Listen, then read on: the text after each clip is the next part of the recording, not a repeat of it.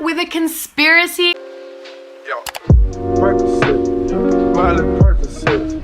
A little bit of a story time mixed into it. We're talking about the crying boy painting curse. The story behind this painting for me is my nan. As far as I know, my nan purchased it and gave it to my mum as like a gift, I guess, because it kind of reminded her of one of my brothers.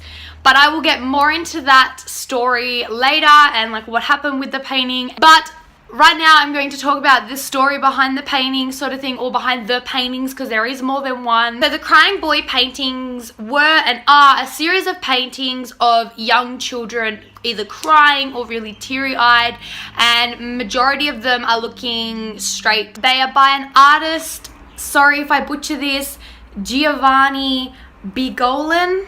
He did go by a lot of several names. One of them that a lot of people tend to use, or that I've read a lot, is Bruno Abendillo, I think. I'm not sure how to say it, but I personally just say Giovanni because that's what I know the paintings of, and that's what I've always kind of, when I've been reading into them, that's the name that's popped up the most for me. There was over 50,000 copies sold in just the UK, but they were sold all over the world. Sold all over the world. Now, there is so many stories behind the curse, or like where the curse come from, why there's a curse, if there's even a curse. The one that I've heard the most is that the artist who created these paintings adopted a young boy whose parents had died in a fire. Not many like this boy at all. People warned Giovanni before adopting him not to adopt him, and that trouble follows him, fires follow him, death follows him, and the local priest actually called him Diablo, which in Spanish means devil. The curse itself actually starts in the mid-80s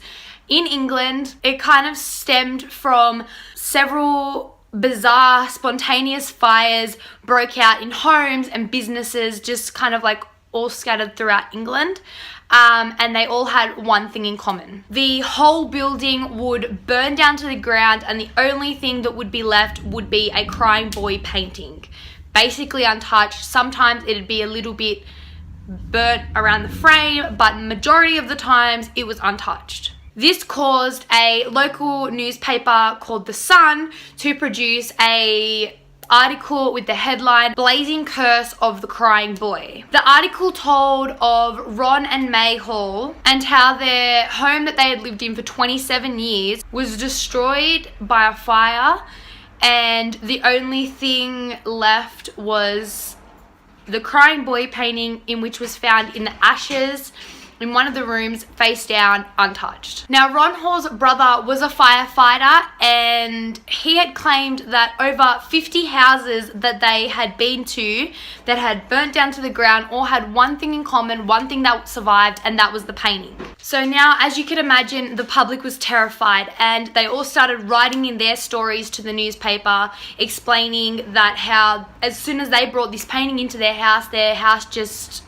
strangely burnt down to the ground or was destroyed by a fire. And same thing with people's businesses. People were just really scared of this curse. It was a massive thing happening all over the UK. A lot tried to burn the paintings that they did own in either fireplaces or incinerators, and none of them would burn. Then later, after a local Italian restaurant had been completely gutted by a fire, and again the painting was in the restaurant, The Sun then wrote another article letting people know that anyone with paintings still in their possession could send them into the newspaper, and the newspaper was going to get rid of them.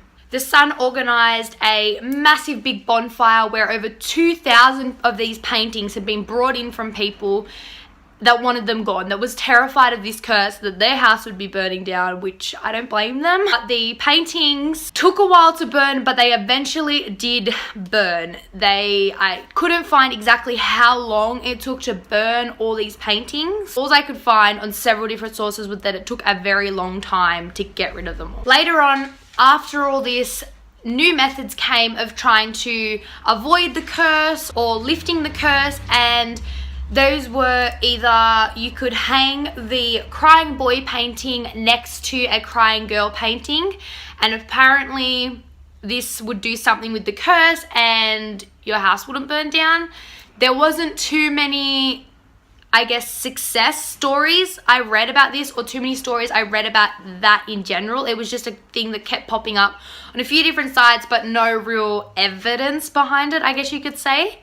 And then the other one that was commonly known as well is that if you didn't know anything about the curse or about the fire, not if you knew about it and just pretended like you didn't, but that if you didn't know about it at all, like genuinely had no idea about it, that the curse would not affect you until you knew about the curse. So one of the conspiracies, I guess you could call it, is that the curse actually came from the boy that Giovanni adopted. And that one day Giovanni's house and studio burnt down to the ground, and after the accusations from the priest about the boy, Giovanni blamed the boy and kicked him out. Now, well, there's two sides of it. One part says that he kicked him out and told him to go and not come back, but then some other sources say that the boy ran away crying. So take with that what you will. And no one ever actually got to ask Giovanni what actually happened, because he passed away before all these fires started happening in, I think, 81, and the fires started around 85.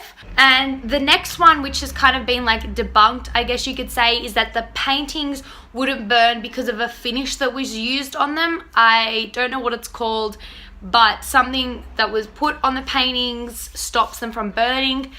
I don't really know about this one because I feel like they paint it and then they put it in a frame, or well, ours was in a frame anyway, so I'm assuming that if you're hanging it on the wall, it's going to be on a frame.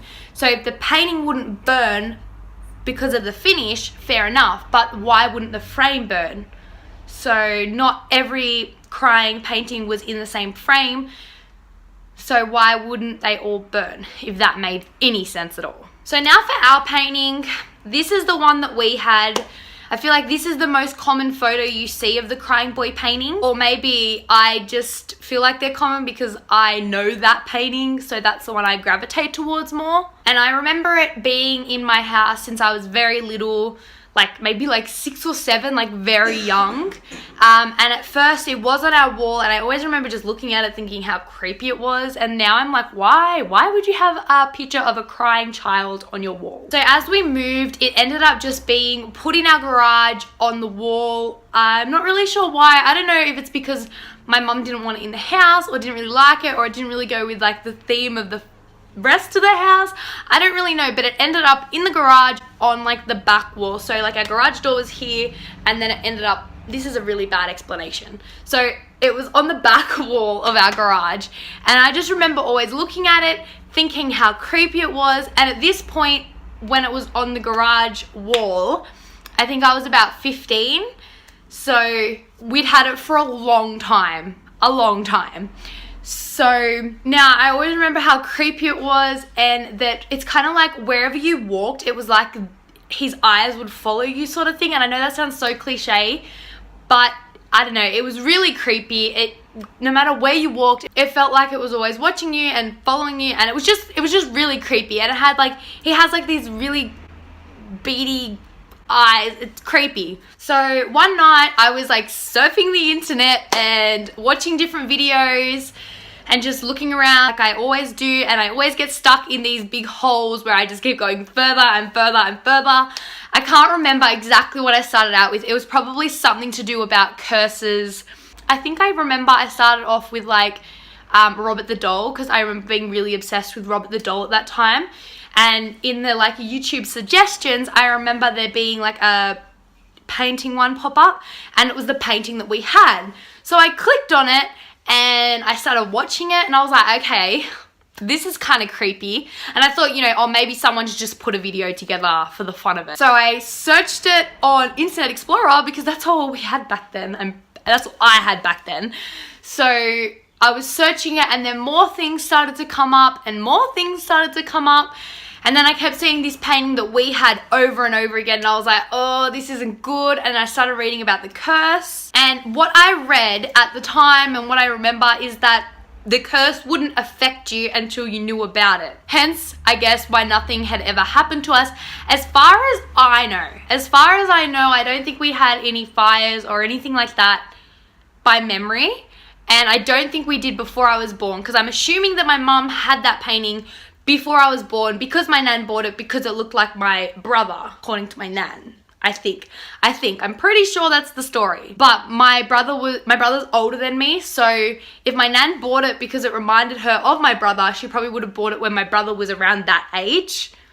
So I'm guessing my mum had it for a long time. But as far as I know, there was no fire or anything like that, but I will ask her. So anyway, I was freaking out thinking, oh shit, what have I done? Because I know about this painting now, even though my mum doesn't know about it, I know about it. It's in my house. My house is gonna burn down and we're gonna lose everything in this stupid painting and it's gonna be all my fault because I'm the one that found out about the curse. So I went and got my mum and I was worried because I was like, oh my God, she's not gonna believe me. She's thinking I'm just a crazy teenager reading up about this stuff, but I don't know, I think my mum's pretty good with stuff like that. If I go to her and be like, hey mum, this is cursed, let's get rid of it. Okay, it wasn't that easy, but I like showed her what I'd found and I showed her what I was watching and what I was reading, and then she was like, okay, let's get rid of it. Let's just get rid of it just in case. So I'm pretty sure we put a note on the painting. It said something like, you know, warning, cursed painting, take at own risk, like fire warning or something along that lines. But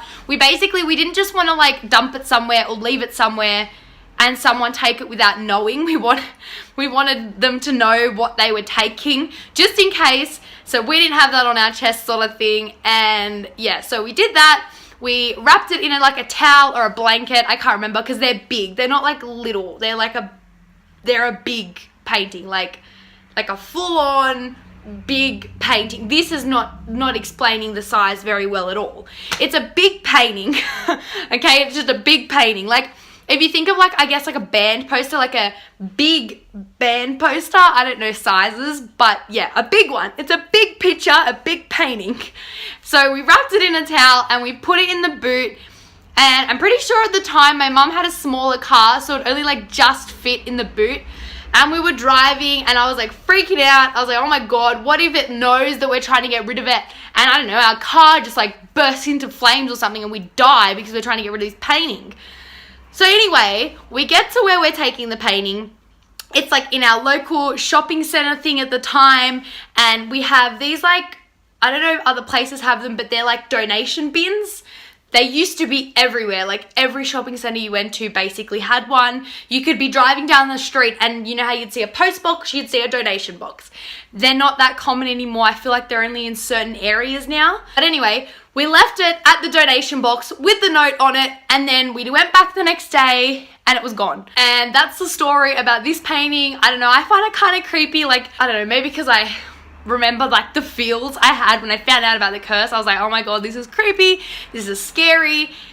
And I don't know, I kind of believe that things can be cursed and that, you know, ghosts, I guess, or like demonic things can be in things and stuff like that.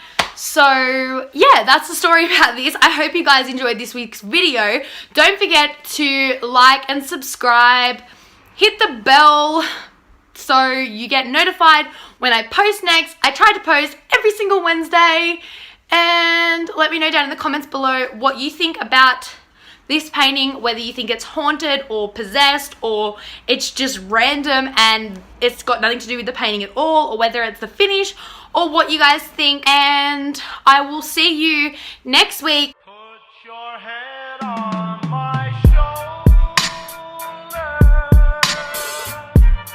hold me in your arms, baby, squeeze me oh